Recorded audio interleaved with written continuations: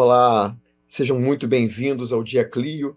É uma alegria enorme estar aqui com vocês nesse finalzinho de tarde, quase começo de noite, às vésperas da realização do TPS. Eu sou Marcos Desemone e hoje a gente vai conversar um pouco, na próxima meia hora, sobre os temas que eu acredito que têm maior probabilidade de aparecer no concurso, algumas estratégias para a resolução dessa prova, né? Prova de História Mundial que tem tanta importância, são 11 questões objetivas, 4 itens em cada uma delas, portanto, 44 itens para serem julgados. Dentro aí da dinâmica que vocês conhecem tão bem, certo e errado, sabendo que a indicação de um julgamento equivocado vai implicar numa penalização. E como tenho certeza que todos os meus colegas já falaram, vale a pena, né, de repente, ali até chutar, porque não se perde mais uma pontuação tão alta quanto era no passado. Mas, evidentemente, vocês já sabem bastante sobre isso, né? E aí eu queria me voltar agora mais para a gente falar um pouco do que pode pintar nessa prova, com base aí na análise dos últimos 10 anos, né? Eu fiz aí um levantamento muito detalhado, muito minucioso dessa disciplina que é História Mundial, e que pela primeira vez que eu estou vindo no Dia Clean para falar de História Mundial, normalmente eu sempre falava sobre História do Brasil, né?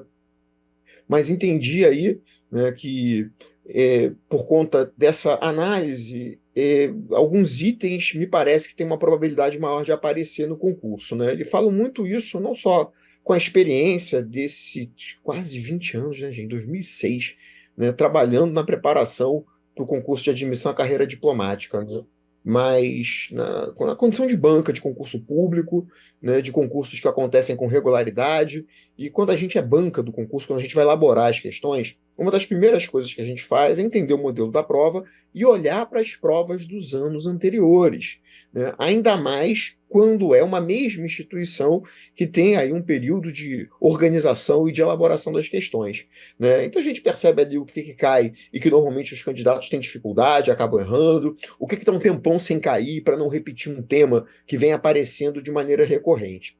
Então, com base nessa análise estatística, mas também uma análise qualitativa, tem alguns assuntos que estão em baixa, não aparecem um tempão, e aí talvez, quem sabe, possam aparecer nesse ano, e tem outros assuntos que estão ali de forma recorrente, né? E talvez assim, o tema que tenha maior visibilidade nesses últimos anos seja exatamente o tema da questão que eu trouxe, que é a análise ali do período do concerto europeu, né, pegando o Congresso de Viena e entendendo o concerto europeu se estendendo até o início do século XX, na lógica que o Hobsbawm tanto salientou do longo século XIX, né? Um século XIX que não coincide com seus marcos cronológicos. Ele não começa em 1801 e não termina em 1900. Ele começa um pouquinho antes, sob o signo da dupla revolução, a Revolução Francesa na política, a Revolução Industrial na economia, na sociedade, e vai até 1914, até a eclosão da Primeira Grande Guerra. Então foi pensando nisso e dialogando com esse grande tema do concerto, com o campeoníssimo de incidência no concurso nos últimos 10 anos. Né? Só para vocês terem uma ideia, só não apareceu em 2 edições, que é o tema do imperialismo, da expansão imperialista, do movimento dos países industrializados, da Europa Ocidental, também dos Estados Unidos e do Japão, na direção da África, da Ásia e da América Latina. Então a ideia foi tentar mesclar um pouco dessas duas temáticas, longo século XIX, pegando o concerto europeu e um pouco do imperialismo, para a gente aqui exercitar o modelo que a gente vai encontrar no domingo. Eu vou compartilhar aqui a minha tela. Deixa eu ver se vai aparecer direitinho. Eu acho que é essa aqui. Vamos lá. Que aqui, ao vivo a gente está sujeito aí sempre a alguma coisa, né? Acho que está aparecendo, não tá? Que é do feedback aí do pessoal da produção. Muito obrigado, Robson. Tá, então, de olho aí na tela. Na prova, vocês vão encontrar provavelmente um texto motivador, tirado aí de uma referência, né, que é compartilhada pela banca. Aqui, por um princípio de economia de tempo, eu não coloquei isso. Fui direto para o enunciado. E o enunciado vai ter sempre o mesmo padrão, podem trocar as palavras, mas vocês vão precisar julgar em certo ou errado. Não tem mais ali aquele modelo antigo que você escolhia uma alternativa só como correta. Agora tem que julgar todas. E aí, nessa primeira. Vamos começar. A Era Napoleônica, eu quero destacar a Era Napoleônica mais uma vez, né? Esse foi um tema que durante o reta final, né, e mais ainda durante o 360, suscitou aí algumas dúvidas por parte dos inscritos no curso, né, se a Era Napoleônica era ou não parte da Revolução Francesa. Né? Era Napoleônica que começa com o golpe 18 Brumário, em 1799, colocando Napoleão no poder, e se estende até sua derrota definitiva em 1815. Né? E aí eu tive muito cuidado no reta final para chamar a atenção para uma certa dificuldade que a gente tem aqui no Brasil, né? Porque a banca ela gosta, e é isso há muitos anos, de pensar a Revolução Francesa seguindo uma periodização tradicional, que é a divisão em fases de acordo com as instituições criadas, começando assim com a Assembleia Nacional Constituinte, que vai da queda da Bastilha até o momento que a Constituição Francesa ficar pronta. Seguida da monarquia constitucional com a limitação do poder real por meio de uma constituição que dura muito pouco. Dura muito pouco porque o rei vai ser acusado de apoiar a contra-revolução fora da França. A Convenção Nacional, que começa em 93 e se estende até 95, com uma espécie de parlamento que descentraliza as decisões executivas por meio de comitês, Comitê de Segurança Nacional, Comitê de Salvação Pública, que tem um mês para agir e depois submete o relatório à convenção, que aprova, renovando a atuação do comitê, ou reprova, dissolvendo o comitê. E, por fim, o diretório. A banca cobra essa periodização dos candidatos já desde a década de 90, né, do século passado. Esse modelo que vai aparecer. Tá? E essa periodização leva a Era Napoleônica a ser tratada como um momento diferente da Revolução. Tá? É uma outra fase. Tá? E aí o que acontece? Napoleão é ou não um continuador da Revolução? Na perspectiva da banca, Napoleão representa a continuidade do projeto liberal presente na primeira fase da Revolução. Tá? Então, Napoleão, para a banca, continua e aprofunda a Revolução. É nesse sentido que eu trouxe esse primeiro item. Então, a Era Napoleônica representou a contenção do furor jacobinista radical, ao mesmo tempo em que Napoleão se apresentava como um continuador da Revolução, procurando assim justificar sua política expansionista na Europa Ocidental. Calma, vamos devagar. Tem dois aspectos aqui centrais para a gente chegar no gabarito. O primeiro é essa afirmação que, de fato, ao mesmo tempo que a Era Napoleônica consolida o projeto liberal da primeira fase, que é um projeto revolucionário, um projeto crítico ao antigo regime, a Era também esmaga o projeto revolucionário dos jacobinos. Em nome de uma revolução numa lógica liberal girondina, o jacobinismo é contido. Tá? Então, ao mesmo tempo que ele reprime os jacobinos, ele implementa o projeto girondino liberal. Por isso que ele se coloca como um continuador da Revolução. E essa ideia de ser um continuador da Revolução, colocada pelo próprio Napoleão, procura justificar a sua política de expansão territorial diante da Europa Ocidental, que acabaria por gerar alguns desdobramentos previstos e outros não previstos. Né? O primeiro desdobramento é que o liberalismo vai se espalhar no continente, nas áreas ocupadas pela França, naquilo que depois vai virar a Alemanha, naquilo que depois vai se tornar a Bélgica, no norte daquilo que hoje é a Itália. Né? O antigo regime ele é derrubado e no lugar entra uma ordem liberal.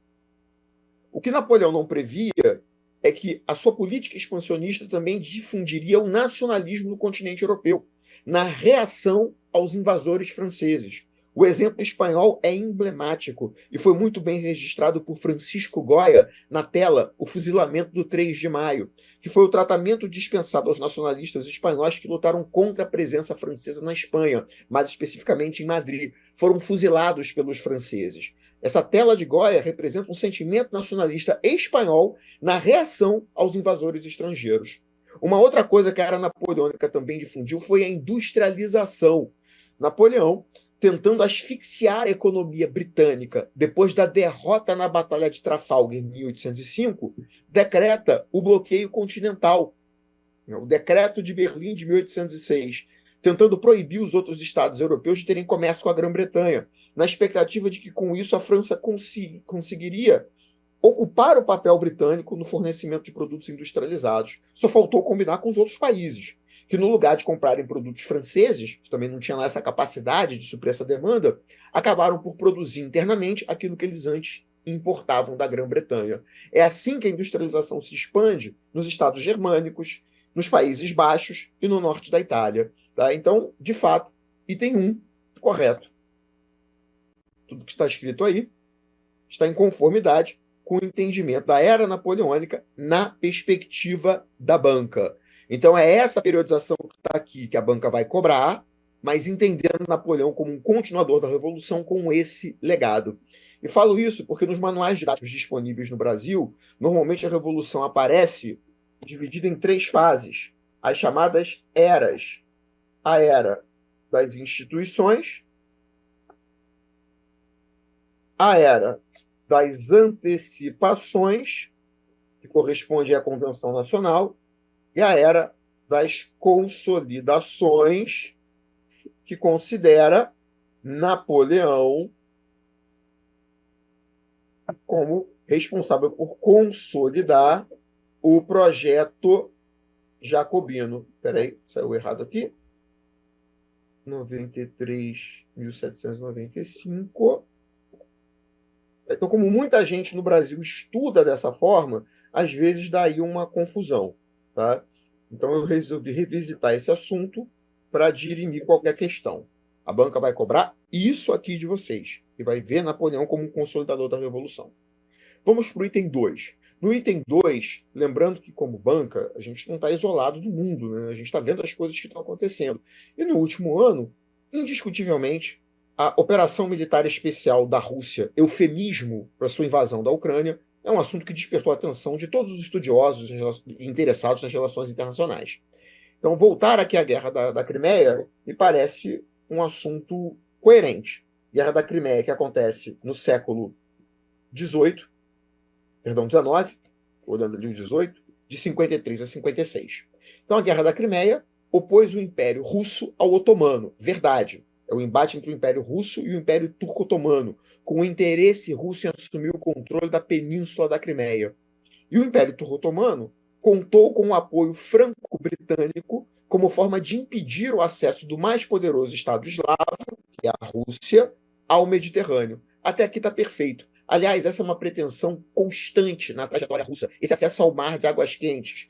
São Petersburgo, criado no Báltico, no norte, fundado no século XVIII por Pedro o Grande, garantiu o acesso ao mar de águas geladas. O mar de águas quentes era o Mediterrâneo. E essa pretensão se mantém. É isso que ajuda a gente a entender, por exemplo, por que a Grécia e a Turquia entram na OTAN no século XX. Para a Aliança Militar Defensiva criada em 49, durante a definição da bipolaridade, visava impedir uma eventual expansão russa. Por isso que um país que está bem distante do Atlântico Norte, sequer segue a tradição ocidental, um país de maioria muçulmana, apesar de laico, que é a Turquia, acabou entrando na aliança. Tá? Então, voltando aqui para o 19, a insistência dos czares para alcançar esse objetivo levaria à convocação do Congresso de Berlim. E aí tem uma pegadinha aqui, cuidado para não confundir o Congresso de Berlim com a Conferência de Berlim. Parece que é a mesma coisa, mas não é. A Conferência de Berlim, que é a mais famosa, vai tratar do tema da livre navegação na bacia do Congo, que era objeto aí de disputa entre as potências ocidentais, e que vai também ser conhecida como a conferência que promoveu a partilha da África na estratégia do dividir para dominar. Quando Wolfgang Doppke atuava na UNB, a banca tinha uma visão um pouco relativizada dessa compreensão. Porém, nos últimos anos, esse assunto não tem aparecido na chave do professor Wolfgang Doppke. Tem aparecido muito mais na ideia tradicional de que a conferência representou o avanço da dominação europeia no continente africano. Até 1850, por exemplo, a presença europeia na África era muito restrita ao litoral. Em 1900, a situação muda completamente de figura. Somente a Etiópia e a Libéria estavam livres da dominação europeia. né? A Libéria é colônia criada pelos Estados Unidos com a pretensão de enviar ex-escravos de volta para a África. A capital da Libéria chama-se Monrovia, numa referência ao presidente James Monroe, da doutrina Monroe. Já a Etiópia, a Abissínia, derrotou a Itália, gerando um forte sentimento revanchista no século XIX, que seria explorado por Mussolini, que invadiu o país em 1935. Tá? Então, a pegadinha aqui era misturar o Congresso de Berlim, que vai tratar da região dos Estreitos, é convocado logo após a vitória da Rússia contra o Império Turco-Otomano, na Guerra Russo-Otomana de 1877 e 1878, e aí o Congresso funciona para discutir essa questão e, dentre outras coisas, vai estabelecer a livre navegação do Bósforo em tempos de paz e vai abrir os Balcãs para uma crescente ascendência russa, que vai culminar no pan-eslavismo lá na base da Primeira Guerra Mundial. Tá? Então a guerra representa o único conflito, a Guerra da Crimeia, entre mais de 3 potências europeias de 1815 até 1914. Antes, não tivemos 3 potências envolvidas em nenhuma guerra, por isso o equilíbrio que o concerto europeu promove em 1815, a estabilidade, a ausência de guerras generalizadas como aquelas da era napoleônica, como aquelas durante a Revolução. Então o segundo item também está correto. E agora, para a gente poder avançar, vamos para o terceiro item, até porque o tempo aqui passa muito rápido, né? Com Bismarck. Bismarck é o grande artífice da unificação alemã, é o chanceler da Prússia, que a ferro e fogo, o ferro da industrialização e o fogo da guerra, faz com que os demais estados germânicos fragmentados, que desde lá do Sacro Império, que foi extinto com Napoleão, deem origem a um grande estado centralizado, unificado, com uma moeda comum, com um exército, uma burocracia, que é a Alemanha, unificada em 1871, né, na vitória diante da França na Guerra Franco-Prussiana, que gerou o revanchismo francês explorado no começo da Primeira Grande Guerra, uma das causas da Primeira Grande Guerra de 1914. Né? Então, com Bismarck, a Alemanha obteve a conquista de diversos territórios na África e na Ásia, adotando uma postura expansionista que promoveria o desequilíbrio da balança de poder da Europa. A balança de poder, né, da própria Europa é desequilibrada com o surgimento da Alemanha, que vai levar um Estado centralizado, capaz de se tornar uma ameaça para os seus vizinhos. O que a Confederação Germânica não era, visto que esse arranjo criado pelo Congresso de Viena era uma aliança militar defensiva. Em caso de agressão ao país membro, todos os demais reagiriam, mas não era forte o suficiente para ameaçar a França e para ameaçar a Áustria. Não à toa, o surgimento do Estado alemão centralizado se dá diante de uma vitória, tanto contra a Áustria, que vai abandonar as pretensões de incorporação dos germânicos num único Estado e vai apostar na Áustria-Hungria. A Áustria-Hungria surge em 67, um ano depois da derrota austríaca na Guerra Austro-Prussiana. E a vitória diante da França na Guerra de 1870 e 71. Tá? Então, de fato, a Alemanha gera um desequilíbrio, mas daí a dizer que a grande expansão alemã ocorreu com Bismarck é um equívoco. Bismarck gostava de falar que o mapa que ele tinha na cabeça era o mapa da Europa. Por isso ele queria pacificar o Oriente, e daí as 2 tentativas da Liga dos 3 Imperadores, unindo a Alemanha, Áustria-Hungria e Rússia. Não conseguiu. Tanto que a Rússia acabou trocando de lado e se aliando à Grã-Bretanha e à França. A Rússia se alia na Entente Cordiale aos inimigos da época da Guerra da Crimeia. Para quê? Para fazer frente ao surgimento da Alemanha, que desequilibra a balança de poder. Tá?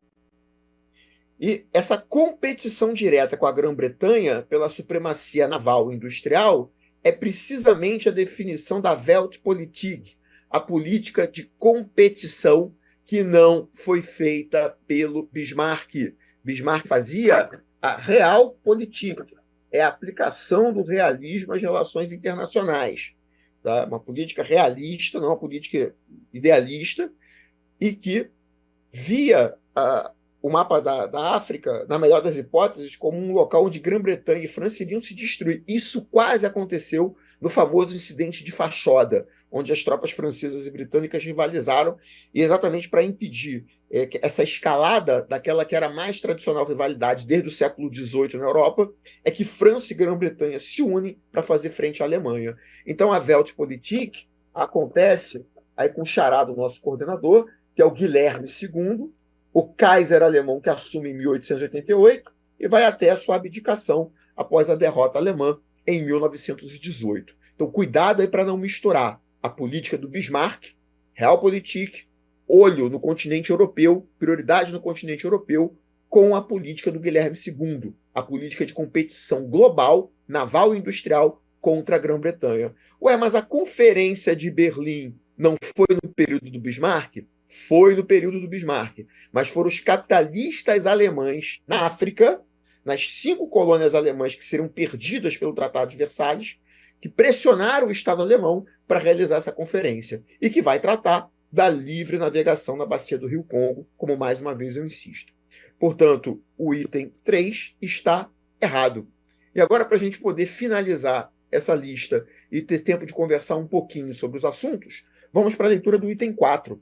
A despeito do idealismo de Wilson, referência ao Woodrow Wilson, presidente dos Estados Unidos durante a Segunda Guerra Mundial, que foi eleito com a promessa de que os americanos não participariam do conflito, mas conseguiu mobilizar a opinião pública, devido aos prejuízos causados ao comércio pela estratégia de bloqueio naval, a entrar na guerra em 1917. Então, a despeito do idealismo de Wilson, a ausência dos Estados Unidos na Liga das Nações devido à doutrina Polk, para um pouquinho, sublinha aí doutrina Polk, referência a James Polk, presidente dos Estados Unidos de 1845 a 1849, durante os conflitos contra o México, que vão gerar aí a famosa frase do ditador mexicano Porfírio Dias: pobre México, tão distante de Deus, tão perto dos Estados Unidos. Então, isso não tem nada a ver com a doutrina Polk, que é mais uma releitura da doutrina Monroe, e que, aliás, na época do Wilson, já tinha sofrido uma outra reinterpretação com o corolário Roosevelt à doutrina Monroe, o acréscimo que Theodore Roosevelt fez à doutrina Monroe em 1904. Tá? Então, isso não tem relação com a ausência dos Estados Unidos. E o que era, afinal de contas, a doutrina Polk? A doutrina Polk considerava que a expansão territorial dos Estados Unidos não era um assunto de política internacional, não era um assunto para os outros países se intrometerem. Era uma temática exclusiva de política interna dos Estados Unidos, como Kissinger ensina para a gente em diplomacia. Seu calhamaço é sua obra mais importante. Tá? Então, não impediu que a Conferência de Paz de Paris reconhecesse uma ordem internacional pautada no liberalismo e no nacionalismo. Está correto. Os princípios que foram combatidos pelo Congresso de Viena de 1815, rejeitados pelo Congresso de Viena, que criou um braço armado, que era a Santa Aliança, para intervir contra quaisquer movimentos liberais nacionalistas, acabam se impondo na ordem internacional, primeiro na proposta dos 14 pontos de Wilson, e depois no Tratado de Versalhes, que, apesar de ter deturpado muitas das ideias de Wilson e ter promovido uma culpa alemã no lugar da paz sem vencedores, trouxe aí elementos do liberalismo e do nacionalismo para a ordem internacional.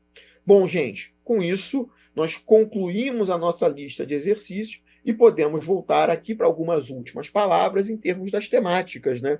E como eu estava dizendo, o que a gente tem condições de fazer é, primeiro, mapear o que caiu muito. E o que caiu muito nos últimos 10 anos? Congresso de Viena, Concerto Europeu e imperialismo. Daí a escolha dessas temáticas para serem problematizadas nessa questão. E o que caiu pouco nos últimos anos? Principalmente de 2019 para cá. O que caiu pouco, gente, que quase não tem aparecido, são discussões vinculadas à questão social, que é uma temática importante relacionada à industrialização. Isso não aparece na prova desde 2018, e ainda a Revolução Russa e o socialismo soviético, que apareceram na última vez em 2017. De igual modo, a análise do bloco socialista no pós-Segunda Guerra Mundial também não cai no concurso desde 2018. Então, por conta dessa grande ausência dessas temáticas, né, não consigo nem imaginar por que socialismo, Revolução Russa e bloco socialista não apareceu desde 2019. Né? Não tem nem hipótese para isso. Né? Então, deve pintar. Eu acho que está muito tempo sem cair. Acho que está na hora de aparecer alguma coisa que explore isso. Então, atenção de vocês em cima desses assuntos. Tá? E o que cai sempre? É quase que sociedade com TPS. Vai cair alguma coisa de América Latina. e vai cair alguma coisa de Estados Unidos. Mas alguma coisa é muito genérico, né? Então vamos ser mais específicos. Nos últimos anos tem caído bastante a América Latina na primeira metade do século XX. Ou Revolução Mexicana ou populismos. Pode repetir? Sempre pode. Mas já tem um tempo que não aparece a América Latina na segunda metade do século XX, com destaque para a Revolução Cubana e para o impacto dessa revolução nas relações internacionais. Aquele que, ao meu ver, é o principal acontecimento da política internacional na América Latina na segunda metade do século XX, que abre caminho para a mais grave crise da Guerra Fria, a crise dos mísseis em Cuba em 62. Então esse assunto não está caindo. Tá? Então, se eu tivesse que apostar no que vai pintar de América Latina, eu olharia para o século XX para a segunda metade, porque a primeira metade já veio aparecendo, e o século XIX na América Latina com as independências também é um assunto que tem aparecido com muita frequência. Só não caiu desde 2013, em 2013 e em 2020. De igual modo, a relação da principal potência hemisférica com o mundo e com os países do continente americano também é um assunto que está muito batido. Nos últimos anos, só não apareceu os Estados Unidos no século XIX em 2013 e 2018. Agora, Estados Unidos no século XX, tirando ali crise de 29 e New Deal, que caíram em 2020 e 2022, já está um tempinho ali sem ter uma questão mais específica. Então eu acho que alguma coisa de Estados Unidos no século XX, também pegando aí a Guerra Fria, pode aparecer, ou a relação dos Estados Unidos com os demais países da região. Tá? E para concluir, falando dos temas em baixa, Antigo Regime e Revolução Inglesa não cai desde 2014. A Revolução Inglesa tem um pouco mais de tempo. É um assunto aí que está muito ausente da prova. Normalmente é mais fácil para a banca mobilizar o Antigo Regime a partir do Iluminismo e da Era das Revoluções. Então é por isso aí que eu presumo que o Antigo Regime não tenha aparecido tanto. Tá? E um outro tema também em baixa são conflitos no Oriente Médio. A última vez que isso apareceu foi em 2017. Felizmente, a banca nunca cobra, até porque isso não está no edital, de forma muito específica, né, as particularidades ali de cada conflito. É sempre a perspectiva desses conflitos numa lógica mais ampla, mais global, como, por exemplo, 73 e o primeiro choque do petróleo, ou, né, com a Guerra do Yom Kippur, ou 79 com a Revolução Iraniana e o segundo choque do petróleo. Então é sempre aí nessa linha mais abrangente. Tá? E ainda para a gente poder concluir as nossas indicações, tá? A Revolução Francesa apareceu bastante nos últimos anos. A Era Napoleônica não cai desde 2018. Então, Revolução Francesa acho que não vai aparecer de novo, mas Napoleão, Congresso de Viena, Concerto Europeu, né, pensando o concerto de 1815 a 1914, subdividido num primeiro momento que vai até a Primavera dos Povos de 1848. Depois da Primavera dos Povos até a unificação alemã em 1871.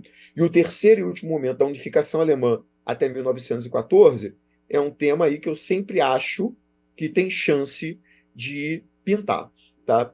Então, esses eram os pontos mais importantes que eu queria falar para vocês em termos de desenho de prova. Né? Não sei aí se chegou alguma pergunta, vou ver com o Robson se tem alguma coisa, né, para tentar comentar aqui. Então, não tem pergunta nenhuma, não tem dúvida nenhuma, ficou, né, contente por um lado, já que aparentemente está todo mundo entendendo. Ah, tem um aqui, Robson. Né? Eu pediria uma indicação de leitura só para me lembrar detalhes da Revolução Mexicana ou mesmo abordar rapidamente aqui, se possível. Tá, deixa eu ver aqui o que mais. Revoluções burguesas, fazer uma citação sobre quais são os anos. Tá? E a última Revolução Francesa e as Revoluções Burguesas. As chamadas revoluções burguesas pegam as ondas revolucionárias de 20, 30 e 48 na Europa. A primeira onda é uma onda mediterrânea, tem ali Nápoles, tentativa de unificação, Portugal e Espanha, movimentos para limitar o absolutismo e independência grega. A segunda onda de 30 é liberal e nacionalista. É quando a Bélgica surge como um Estado independente, separando do Reino dos Países Baixos. É quando a França tem um movimento que derruba o último monarca Bourbon e instaura a monarquia de Júlio com Luís Filipe, o rei burguês.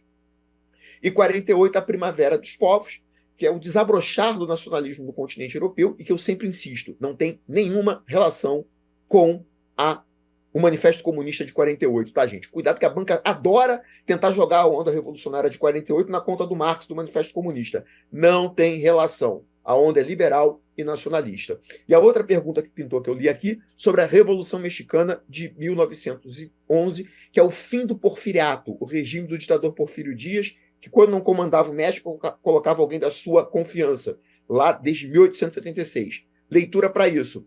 Pega o século XX, volume 3, Ana Maria Santos, o capítulo que ela tem sobre a América Latina no século XX, porque tem ali um resumo bem rápido, um apanhado bem rápido sobre a Revolução Mexicana. A Enciclopédia de Guerras e Revoluções, organizada pelo Francisco Carlos Teixeira da Silva, também tem um verbete sobre a Revolução Mexicana. Então, leitura curta, rápida, mas a Revolução Mexicana tem aparecido. Eu estou olhando para a segunda metade do século XX. Ok? Bom, estou recebendo aqui a sinalização de que meu tempo acabou. Né? Operação Condor tem chance de cair? Acho que não. Acho que a Operação Condor não tem chance de aparecer. Mas se vocês quiserem ler sobre isso, procura lá Samantha Viz Quadrar, minha colega no Departamento de História da UF, que é especialista no assunto. Acabou, Robson? Finalizou? Maravilha. Então, queridos, passa muito. Maravilha, tá? Então, um grande abraço para vocês. Tenho certeza que todos farão uma excelente prova, tá? Lembrem-se aí de calma, tranquilidade, nada de desespero, porque vocês viram isso, tá? Eu, por mim, eu ficava mais meia hora, mas agora vamos lá para o meu querido amigo Guilherme para poder encerrar esse nosso encontro no Dia Clio. Boa prova para todos, gente. Tchau, tchau.